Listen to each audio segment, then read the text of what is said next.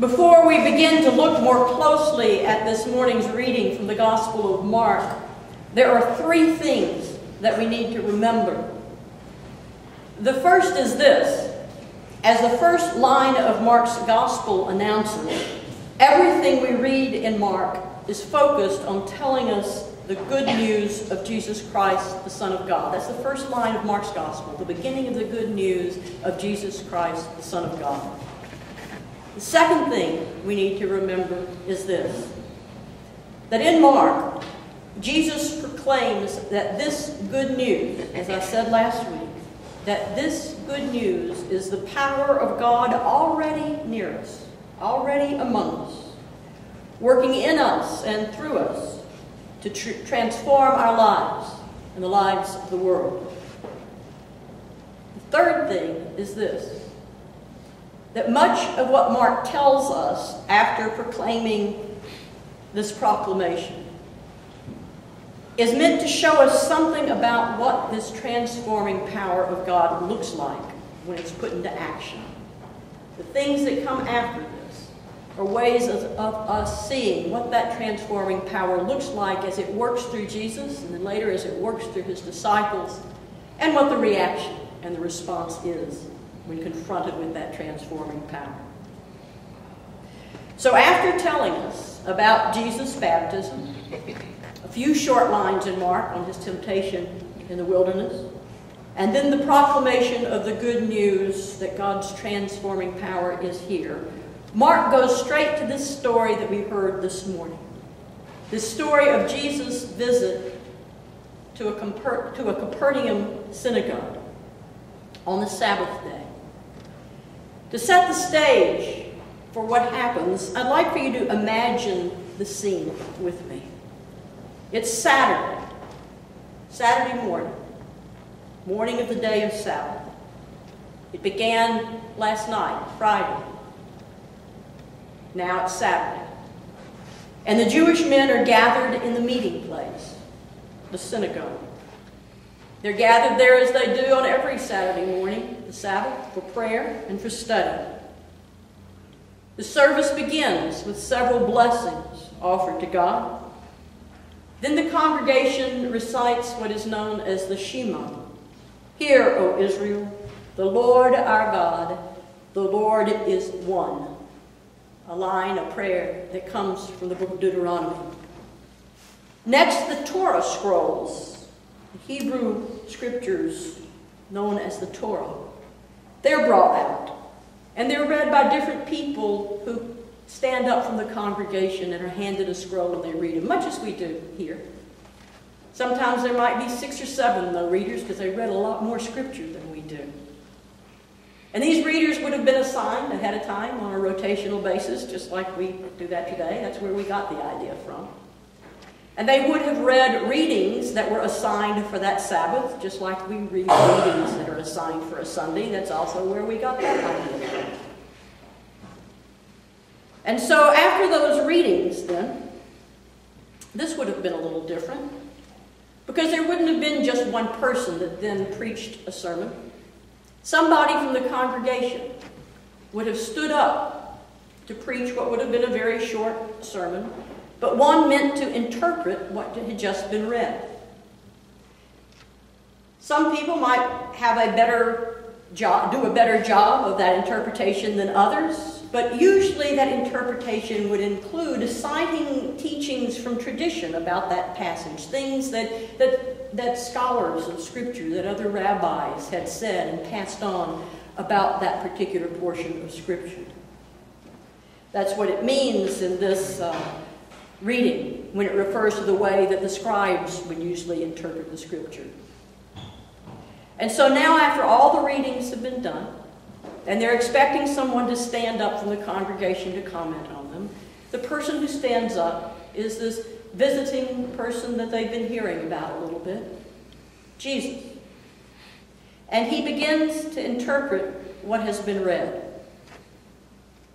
And as he interprets it, they are struck by something. They're struck by the fact that he doesn't talk about those scriptures in the same way that they usually hear, citing what other people have said about them. Instead, he speaks as if the words are coming straight from him, straight from his heart.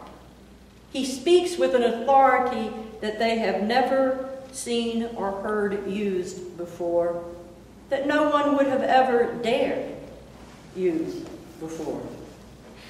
And they're amazed. We're not quite sure whether that's a good thing, that amazement. They're shocked. Some may have liked it. Some may not. Whatever it was that he said, and we don't know what he said, because it was more the way he said it that was important. Whatever it was that said, it caused somebody in the congregation to stand up and start shouting at him. Now imagine that. Imagine if I was standing here and said something you didn't like, and somebody in the congregation stood up and started shouting at me to sit down. Someone started shouting at me. And they understood this to be an unclean spirit shouting back at Jesus, and apparently Jesus understood it to be an unclean spirit shouting back at him as well. And so he commands the unclean spirit to be quiet, to be still, to shut up, and to leave the man. And with one last scream and a bit of shaking, the unclean spirit does. And then all who see what has happened are even more amazed, some for the good, some not for the good. And they begin to wonder about this authority, this power with which Jesus both speaks and acts.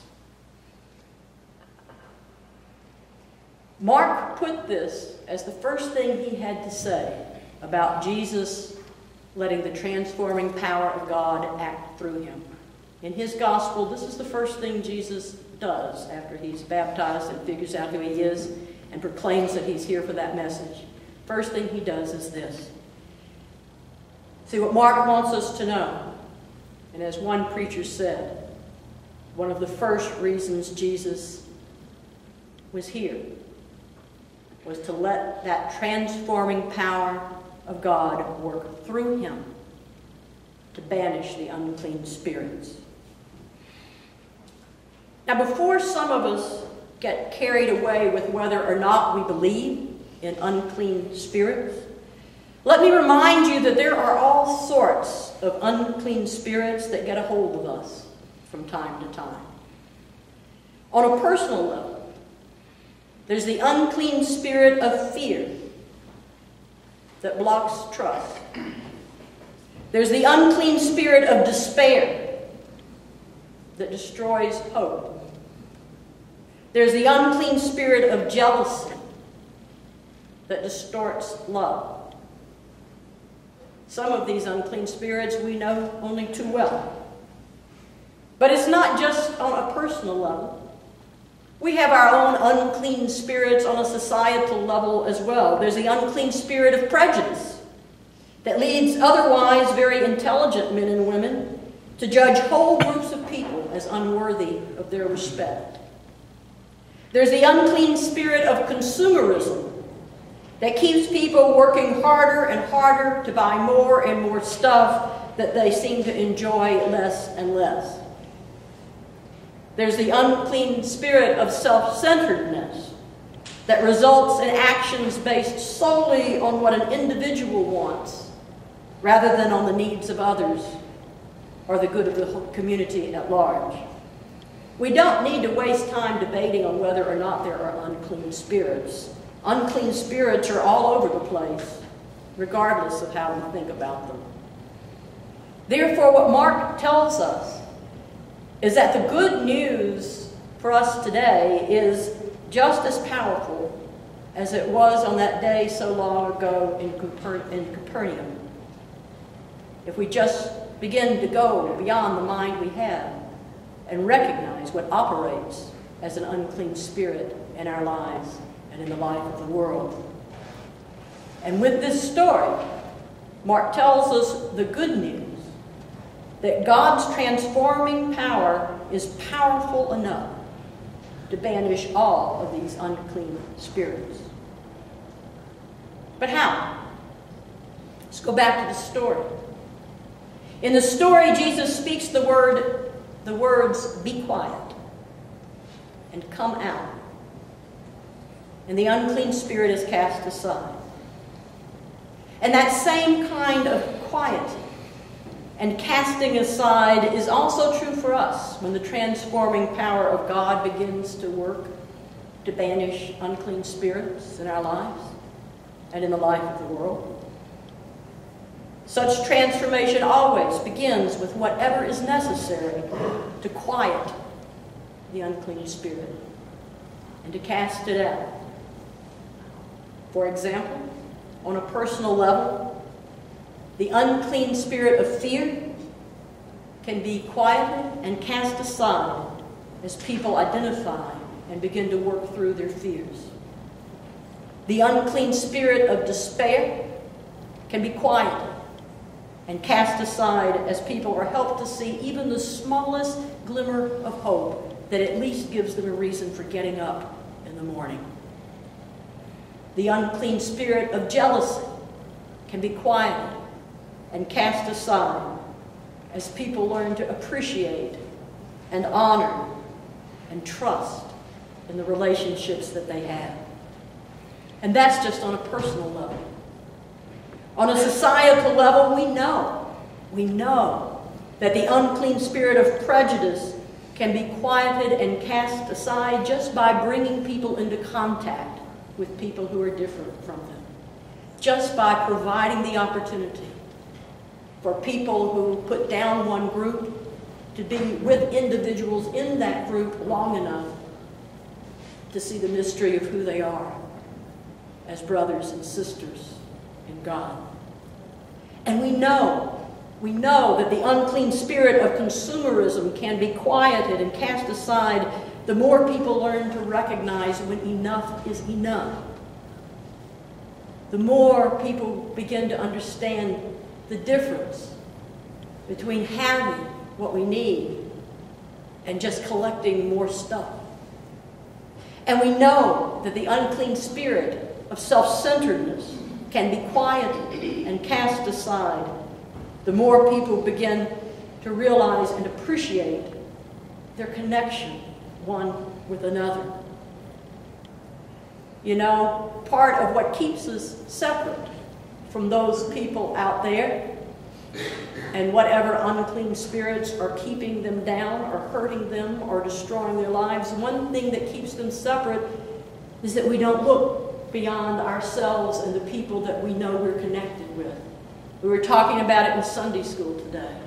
There are a lot of things that we don't even think about that are going on in other parts of the world or even other parts of this town. Lots of things we don't even think about because that's those people. That's their problem. I've got my problems. I've got my people, the people I'm connected with to take care of.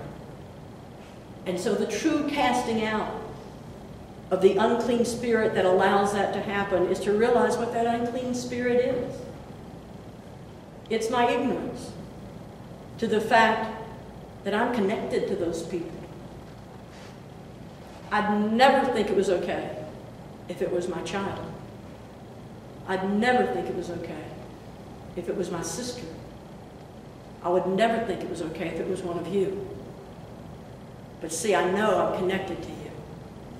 And I don't always know that I'm connected to them. And so the first quieting of the kind of self-centeredness that allows us to allow some of the things that go on in this world. The first casting aside is to get quiet enough to realize that I'm connected to them and they're connected to me too. The good news of Christ is that we already have available to us right now exactly what we need to banish the unclean spirits that make our lives less than what they could be. And we already have available to us right now exactly what the world needs to banish the unclean spirits that make the life of the world less than what God has created it to be. It's not easy. Even the unclean spirit in the gospel story didn't come out of the man immediately. He didn't come out without one last scream and shaking things up a bit. But what we need to remember is this. Whenever an unclean spirit of any kind threatens to undo us, the transforming power of God is also right close at hand. At the times we realize the chaos strongly enough, we can remember that even confronted by the chaos of that unclean spirit, the transforming power of God is right there, close at hand. May we trust in this transforming power, and may we have the courage to let our own unclean spirits be gone. Amen.